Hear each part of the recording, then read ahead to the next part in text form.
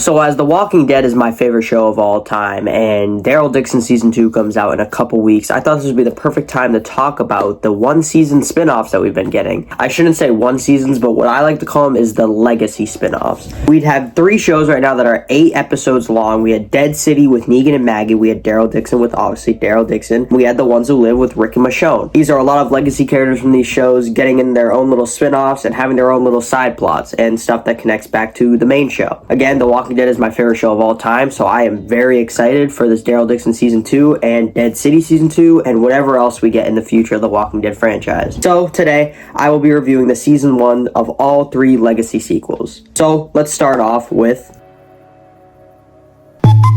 The series follows Maggie and Negan traveling into a post-apocalyptic Manhattan cut off from the mainland in search of Maggie's kidnapped son, Herschel. The crumbled city is filled with the dead and some villains who have made New York their own world. So one thing I want to talk about with this show is the characters. I think Negan is just fine. I definitely miss the old Prime Season 7 Negan, but he is going through his arc of becoming good, and the main reason he was his wife, which he was having a child with. But they completely cut that plot out of the story and make it that he finds a new random girl that doesn't talk and takes care of her, which I think that was cool, but I really would have liked to see Negan with his own kid. Now, I want to talk about Maggie. She is the most annoying character in the whole franchise after this series. Negan and Maggie had a great scene around the end of the main show, seeing how Maggie doesn't fully forgive Negan, but they're on good terms. Now Maggie is back to hating Negan again, which is really annoying. And the villain the Croat is so basic, and I don't really care for him. Bro is really just trying to be Negan. Why is Bro trying to be Negan? I also do like the random parts with Negan doing some crazy kills, but it happens rarely and only like 2 times. Another plot that I think is cool, but again, they don't give me reasons to care, is the Marshall people. They're just cops of the apocalypse, and yeah, cool. Still don't really care though. I hope they flesh that out more in Season 2. And this has to be one of the slowest shows in history to watch. I've never been so bored watching a show. But for some good stuff, I do like the look and feel of the show. The dead city of New York just feels really cool, and I really like that part. And I also want to do another video more on the topic, but what happened to the variant walkers? The only spin-off that talks about them is Daryl.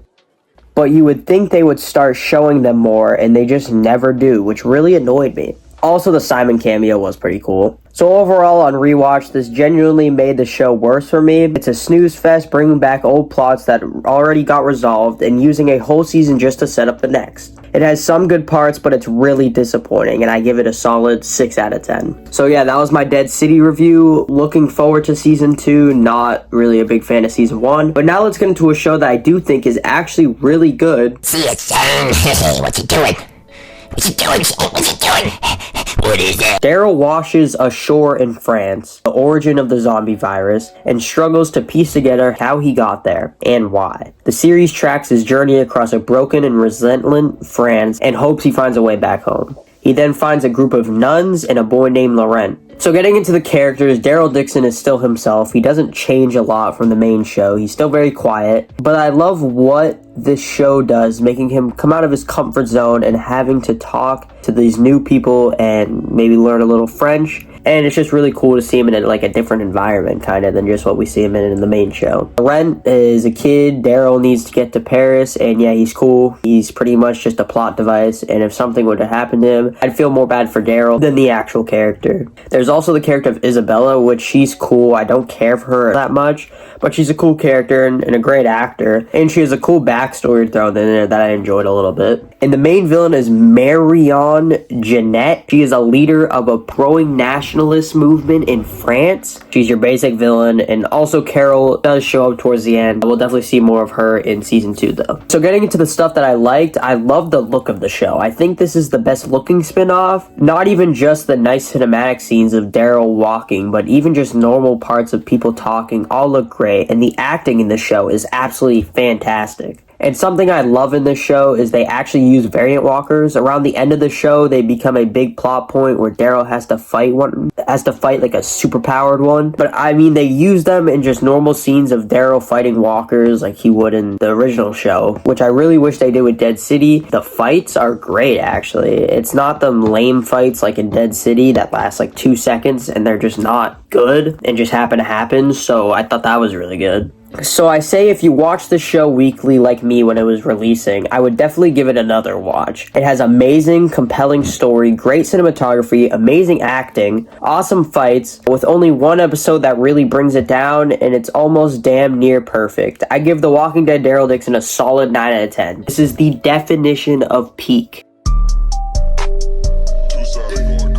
The show takes place after the events of Rick Grimes dying after the bridge in season 9 of the main show. It shows Rick being taken to the CRM, a very powerful place in the apocalypse, and Michonne, who has also left the show after season 9. So I really needed this rewatch because I was watching weekly and I really thought this was one of the best shows ever. So this rewatch, with no hype for the return of these characters, it's still amazing, but there's a lot of new dislikes that I didn't think before. So getting into the characters, Rick is still amazing. Andrew Lincoln plays this character perfectly, and I was so happy to see one of my favorite characters ever return. Michonne is also fine. I like her character, and I was happy to see her back, but I was way more excited for Rick, obviously. So this rewatch made me respect her character more in this show, with her returning. And all the other characters I honestly didn't really care for. Rick's friend was cool, but other than that, I don't care for anyone else. So every episode before the finale, I think, is amazing. The acting is incredible. There are so many emotional parts that I love. Rick always having the best quotes possible for edits. An underrated scene of Michonne building her strength after the gas, and throughout the whole show, there's no bad acting. So getting into the stuff I didn't like, the way Rick got his arm cut off, it's very emotional, as it's like the 4th time he tried to escape and he just passed out after. I think it would have been better if Michonne came to the CRM, or he heard of her being around there, and then he cuts off his arm to escape. But I think it was awesome they did it, but the comics definitely did a lot better with the governor cutting off his arm. Also the ending and how they defeat the CRM being glazed this whole show, even by Rick Grimes himself, and they easily take it out in a rushed finale. So yeah, overall, The Ones Who Live is a beautifully written show, bringing back one of the best characters of all time. It's very emotional, it's a great time. There's just a lot of lazy and rushed writing at times. I will give the show an 8 out of 10. The finale being rushed really brought it down for me. And yeah, so that was all the Legacy sequels reviewed. Daryl Dixon's episode 1 comes out the 29th. I'll do shorts for reviewing every episode, and when the show is fully out, I'll do a review on that. But I definitely want to dive deep into these shows more. I want to do different videos talking about variant walkers, and now that I'm actually finally starting to talk about the show